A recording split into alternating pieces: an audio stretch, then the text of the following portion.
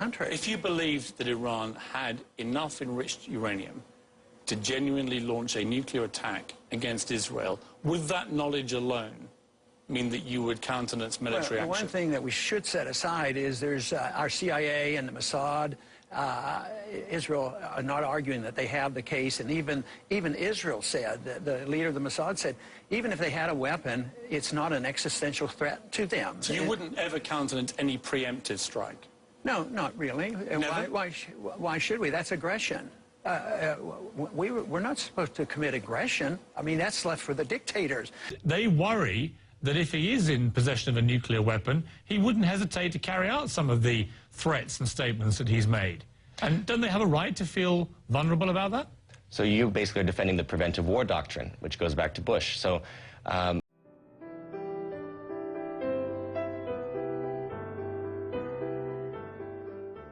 I think it's very dangerous. But they have already said, Ahmadinejad has made it quite clear he believes in wiping out Israel if he got the chance. Okay.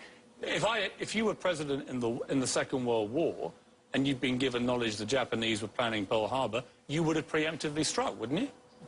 Well, let me touch your first subject first, and that is quoting Ahmadinejad, because that's a misquote, but 99% of the people in the media would misquote it, and everybody in Washington believes it.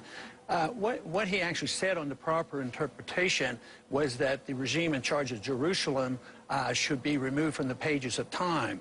He did not say that Israel should be wiped from the face of the earth. Just think of the difference in that, removing a regime like getting rid of our administration or something. You're not seriously defending Ahmadinejad, right? I'm trying to defend honesty, and I'm trying to defend openness, and willing to stop a war. Just Do you see him as a threat? Please let me finish my sentence. Just like John Kennedy was able to talk to Khrushchev. If we can talk to Khrushchev and he had 30,000 missiles, why can't we talk to a country that doesn't have a nuclear missile? And there are not, according to the record, they're not on the verge of it either.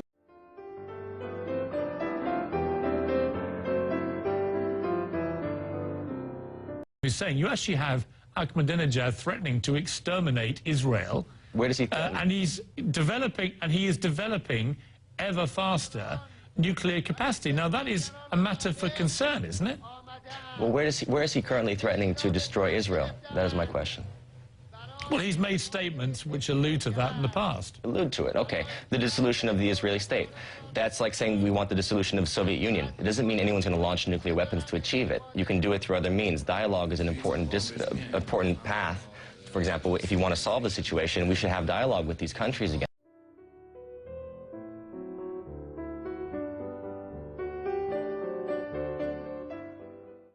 That you should oppose us going into Iran. I think Iran is a different situation. Why? Because I think that they would, if they could, consider attacking Israel. And if you're America, you can't let that happen. And the Israelis are looking to America for leadership, aren't they? Why shouldn't they depend on the British? Why doesn't the British take care of them? They have a lot of influence up there. Let all the British kids go over there and die. I mean, why is it assumed that we are the policemen of the world, that it's our moral obligation? Besides, we're broke. I mean, there's no credibility to this report. This is just rumors. You're warmongering. You're spreading rumors at this point.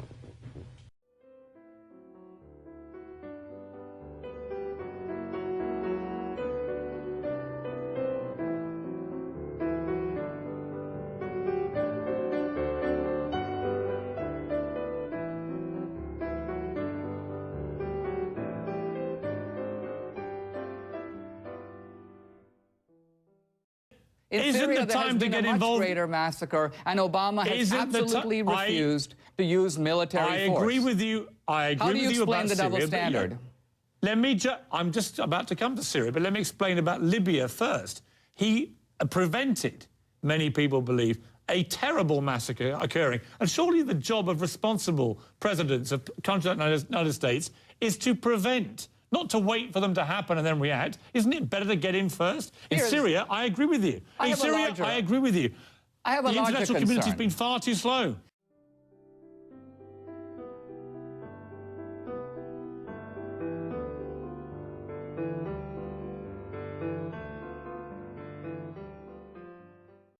How can you possibly argue that the answer... Let me argue, then. I'm asking you this question. Let me How can answer. you argue that the logical... Please stop laughing. Because you're saying, what is your argument? And then you won't let me make an argument. I'm going to ask you the question, but if you could stop laughing. You've already posited the question. Let me answer your question. I haven't asked you the question. All this all right. And the vast that is the reason, Mr. Shapiro. And you can smirk at me, and you can laugh at me. I'm not smirking. And you can accuse me of standing on the graves of dead children. And being a bully, yes. But that's how on a military field, because they perform in a military-style capability. Okay. When a young, deranged man... well, it's not funny. Stop laughing, then. I don't like anybody laughing in this conversation. These are fundamental... Wait, I am letting you answer. I'm telling you that in my view...